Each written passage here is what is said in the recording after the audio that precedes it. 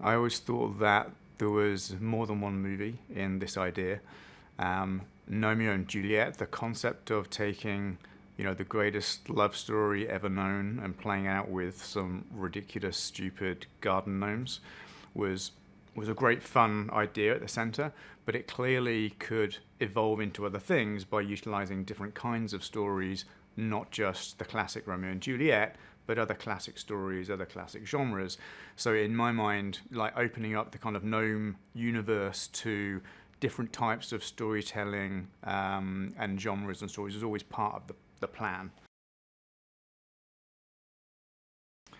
The scope of this movie is much broader and bigger, and that's because it's not a romantic comedy anymore. It's an action-adventure movie, so the scale of that story needs to be told over a different environment. So the scope of this movie is all over, from a gnome-sized point of view, modern London, and an action detective chase story across that environment.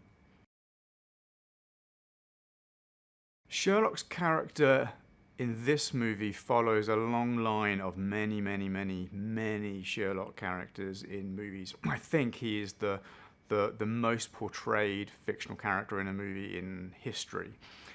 So it's quite a key choice as to what we do with that. The concept of the movie and the first movie works when the characters completely believe in the drama in which they're being placed. So in Gnomeo and Juliet, the love was real, the conflict between the gardens was real, and so in this movie, in Sherlock Gnomes, it was important that Sherlock Gnomes completely believed in himself and the story that was going on around him in order for the drama to work. The most significant new gnomes in this movie are obviously Sherlock Gnomes and Watson. And they've been in London for quite a while, solving some very complex gnome cases. And Sherlock is the sworn protector of all of London's garden gnomes. That is his raison d'etre, and it's what gets tested through our movie. If you're going to do another movie, you need to move the characters into a different place. So to take our characters and to push them into new experiences, which is what we want to do, a logical extension of that is to get them out of their comfort zone, which is the gardens, and force them to get around the human world, which is a very dangerous place for them to be, and move across London. So that was a big part of wanting to change up the second movie from the first movie. And in this genre, if you're going to have an action adventure movie, staying in one location is not necessarily a very good thing to do. What you want to do is you want to be, pushing your characters out there, having them experience lots of different challenges as they make their way, across London, in our case, to try and find a solution to the problem. I think Johnny Depp brought only what Johnny Depp can bring, because he is absolutely unique in the way that he approaches characters, the way that he performs his interactions. He's a very specific talent. I don't think there's a character that Johnny plays that anybody else would play in the same way, and that's why he is so unique as an actor. Mary J. as Irene delivers an amazing song and dance number, which is a unique and unexpected moment in the movie. The music for the movie philosophically was slightly different, but we wanted to have this one really big number. And Elton wrote the song, Mary picked it up and interpreted it in her own way. And that has come together with the animation of her character and the world, I think, in a truly unique way. I think it's a very special moment in the movie. I first met John Stevenson, the director, about five or maybe even 6 years ago to start talking about this film.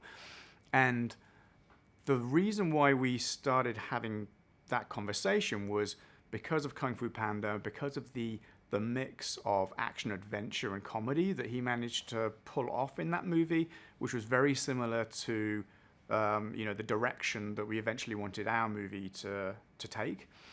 What John very quickly made clear and attracted me to how his vision of the movie would work was that he has an integrity about what he wanted to do. He wanted to make sure that the movie on every level had deep thought going into it, even though it's funny, even though it's meant to be, a piece of family entertainment.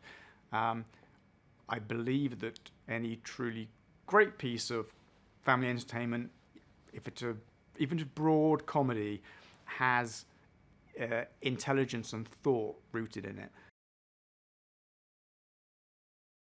In the first movie, music was a very integral part of the story, and as a romantic comedy musical, it was relatively easy to work out how to integrate character musical moments into the film. This movie, as a different genre of action adventure movie, had a different challenge to it. We wanted to keep the signature of Elton's music and its connection with the movie because it's such a big part of the world. But we had to switch it up a little bit in order to make it really feel integrated into our film.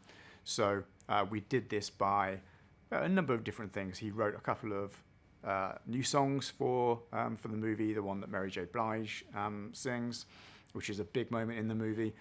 And we've also taken an approach with some of his classic songs to bring in artists to rework them a little bit in order to try and make them fit better within the action modern London movie that we're making.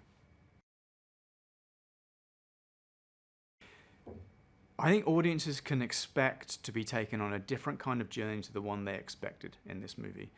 I think people might assume it's going to be the same as the first movie. I think they're going to find the same things they loved about the first movie with the characters, but I think they're going to be taken on a different kind of story in a different kind of world and hopefully come out going, I love it even more now.